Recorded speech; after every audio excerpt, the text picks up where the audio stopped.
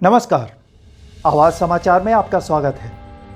Corona के इस समय में हम चाहते हैं आप रहें अपने घर, लेकिन जनता के तमाम मुद्दों के साथ हम जुड़ेंगे आपके अपने जनप्रतिनिधि से, आपके सवालों के साथ जो सरोकार रखते हैं आपसे, समाज के सामाजिक समसामयिक मुद्दों के साथ।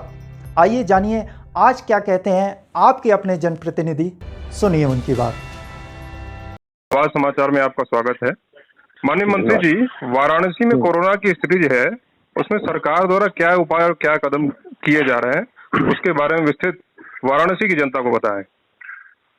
एक तो वर्तमान में अभी जो बेड की व्यवस्था है उसमें 750 बेड की सुविधाएं जो DRDA द्वारा शुरू हो रहा है BHO के अंदर, वह आज उसकी टेस्टिंग हो गई है। 1-2 दिन के अंदर वो शुरू हो जाएगा। उसके पहले मैं तो आपको स्पष्ट करना चाहता हूं कि 2014 में माननीय प्रधानमंत्री मोदी जी काशी आए। अब 14 में और अभी आज 21 में जहां हम खड़े हैं, लगभग 4 गुना यह व्यवस्था की गई बेड के वेंटिलेटर के। पहले पूरे बनारस में मात्र 40 या 45 था वेंटिलेटर, आज 350 के ऊपर था, हो गया है। और हमारे पास बीच में दिक्कत हो गई थी ऑक्सीजन की, जिसे आपके घर के अंदर आप डेली अपने लिए, कुछ मेहमानों के लिए दूध मंगाते हैं चाय के लिए, लेकिन एक 50 लोग आ जाएंगे तो आपको दूध जाकर बाजार से खरीदना पड़ता है, डेली की यूज में कम आता है। ठीक उसी प्रकार से 2 दिन के लिए दिक्कत हुई थी, लेकिन आज शहर के अंदर जितनी हमारे पास ऑक्सीजन की आवश्यकता है उससे अधिक हमारी हो गई उपलब्धता।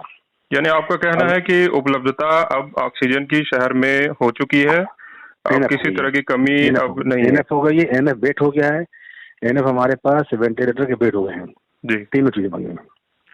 इसी श्रेणी में माननीय मंत्री जी, आपने आज एक मुफ्त ऑक्सीजन रिफिलिंग की व्यवस्था भी की है। तो जब धर्मेंद्र जी शहर क्या देश के अंदर कोई आपदा आता है तो पूरा समाज खड़ा होता है जी, और पूरा समाज अपने अपने तरीके से इस आपदा से लड़ता है जी, सब अपने तरीके से सहायता करते हैं।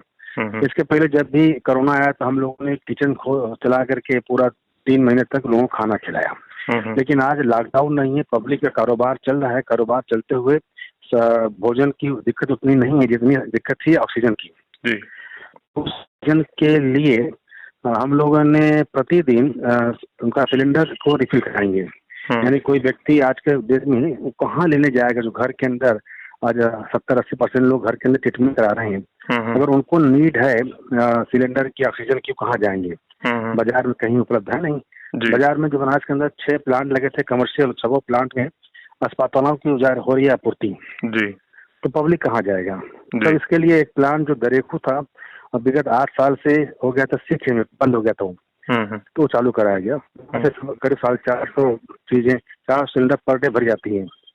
तो हमने वहाँ के लिए 100 सिलेंडर अपने NGO के द्वारा वहाँ पर मंगा दिया गया जी, और 100 सिलेंडर वहाँ से भर करके आ जाएगा जी। और बनारस में 2 जगह उसको अभी रखाएंगे।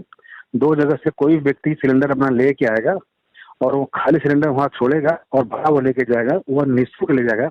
यानी ऑक्सीजन का जो पेमेंट है वो हम करेंगे, वो जनता नहीं करेगी।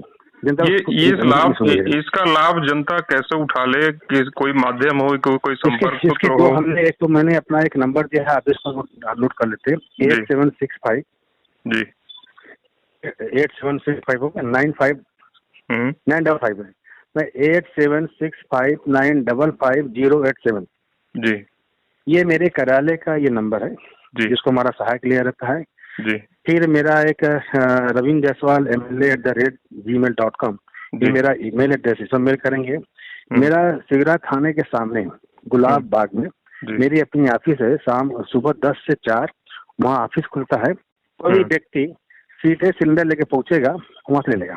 यानी कि ये सुविधा लेने के लिए उसमें जी हमने एक 3 नियम बना दिया उसमें जी। बनारस में कई सिलेंडर कुछ लोगों ने बंटवाया था, लेकिन जो व्यक्ति लेके गए कि मेरे घर पर आवश्यकता है, वह लौटाए नहीं। यानी कि एक जो कुछ लोगों की मानसिकता रहती है जमाखोरी की, कल हमारा कोई बीमार होगा, कोई पक्षी बीमार होगा तो हम उसको देंगे। जो वर्तमान में बीमार, चिंता उससे करनी चाहिए, लेकिन हम रखे रहेंगे बाद में देंगे। इसलिए हम लोगों ने एक नियम बना दिया कि वह कोविड का पेशेंट है, इस बात का कोई प्रमाण फोटोकॉपी ले आएगा या व्हाट्सएप करेगा। जैसे वो RT-PCR किया हुआ है उसने कुछ जांच किया है, इंडियन करा रखा है, तो वह इस बात का कमाल है कि कोविड यानी कोई प्रमाण के साथ अगर आपके पास पहुंचना चाहता है तो चाहे वो डिजिटल माध्यम से, चाहे टेलीफोन के माध्यम से, या फिजिकली आपके ऑफिस में वो जाके, लेकिन प्रमाण जो लाया कि हाँ वो कोविड है। ठीक है जी जी जी, इससे क्या है, आपने जमाखोरी को अंकुश लगाने का आपका ये प्रयास रहा है। और दूसरा पॉइंट है, कोई न कोई डॉक्टर उसको रिकमेंड किया हो ऑक्सीजन के लिए, यानी प्रिस्क्रिप्शन भी आवश्यक है। डॉक्टर BMS हो, वो डॉक्टर MABS हो, कोई डॉक्टर हो जिसके निगरानी में वो जांच इलाज करा रहा है, वो डॉक्टर लिखना चाहिए ताकि रियल में वो व्यक्ति अपने घर पर नीडी है ये बात तो है जी। और तीसरा, एक कोई न कोई उसके मोहल्ले में सामाजिक व्यक्ति होगा, कोई व्यक्ति होगा, वो कोई वह उसको लिख दे। इसलिए मैं कह रहा हूँ तीनों चीज को कि जो बनारस में हम लोगों ने शुरू में बंटवाया था उसको लोगों ने घर ले गए, वापस नहीं किए जी, वापस नहीं कर रहे जी। अब ऐसी स्थिति में वापस हो जाए, इसलिए कोई ना कोई सामाजिक व्यक्ति बना रहेगा तो फिर अच्छी बेहतर जी। एक और सवाल है कि जो अभी वैक्सीन के लिए प्रदेश सरकार और देश के प्रधानमंत्री भी लोगों को आह्वान कर रहे हैं, लेकिन एक समस्या लोगों के बीच में ये आ रही है कि जो आरोग्य सेतु ऐप है या कोविन ऐप से वो कर तो रहे हैं रजिस्ट्रेशन, लेकिन उपलब्धता उनको शेड्यूल नहीं मिल पा रहा है। तो ये कि जैसे मैं आपको जमीन बता दूं जी कि जब फर्स्ट फेज आया 60 साल के ऊपर वालों के लिए, बुजुर्ग के लिए, सेकेंड फेज आया 45 साल के ऊपर वालों के लिए जी, तो इसमें करीब 10% वैक्सीन डैमेज हो गई। क्यों डैमेज हो गई? जब इसे खुलता है तो इसका एक टाइम होती है, इतने दिन के अंदर इसका यूज करना चाहिए। तथा कथित कुछ लोगों ने, कुछ राजनीतिक व्यक्तियों ने यह बीच में मुहिम चलाया कि ये तो भाजपा का वैक्सीन है, इसको नहीं लगाना चाहिए, इसके लगाने से ये हो जाएगा, इसके लगाने से वो हो जाएगा। जब यह लेकर के आए तो लोग इसको लगा नहीं रहे थे, तो हम लोगों ने चौपा लगा करके लोगों को मोटिवेट कर रहे थे कि आगे वैक्सीन लगाइए। और कुछ लोग नहीं लगवा रहे थे तो उसका 10% खराब हो गया था। ठीक है, तो सरकार ने थर्ड फेज लेके आया 18 से 45 वाला, तो ये मान करके कि प्रतिदिन ये दो महीने का स्कीम चलाएंगे, 3 महीने का कम से कम, तो प्रतिदिन कितना व्यक्ति आ सकते हैं। तो इस कारण से उसके ऐप पर लगा कि इतना व्यक्ति पर डे होंगे और कंपनी हमको इतना सप्लाई देगा। लेकिन दुर्भाग्य से इधर कोविड के मरीजों की संख्या बढ़ गई, एकाएक बीमारी बढ़ गया, तो सभी लोगों ने, या माननीय प्रधानमंत्री मुख्यमंत्री जी के आह्वान पर भी सभी व्यक्ति वैक्सीन लेने के लिए आगे आए, ये अच्छी बात है।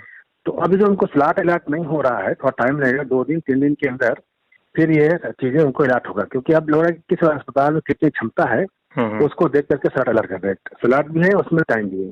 क्या सरकार इसमें प्राइवेट हॉस्पिटल्स को भी अब धीरे धीरे इन्वॉल्व करना चाह रही है कि ये प्राइवेट जो हमारे पास सरकारी जा रहे हैं जी जी।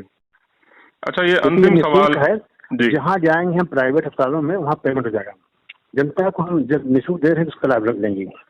यानी आपका कहना है कि ये जो वैक्सीन जो अनुपलब्धता या थोड़ी विलंब है, उसमें कुछ राजनीतिक विद्वेष भी स्थित है, और आपका ये भी कहना है कि प्रोडक्शन भरपूर मात्रा में है और धीरे धीरे सबको वैक्सीन लग जाएगा। हाँ, लग जाएगा जी।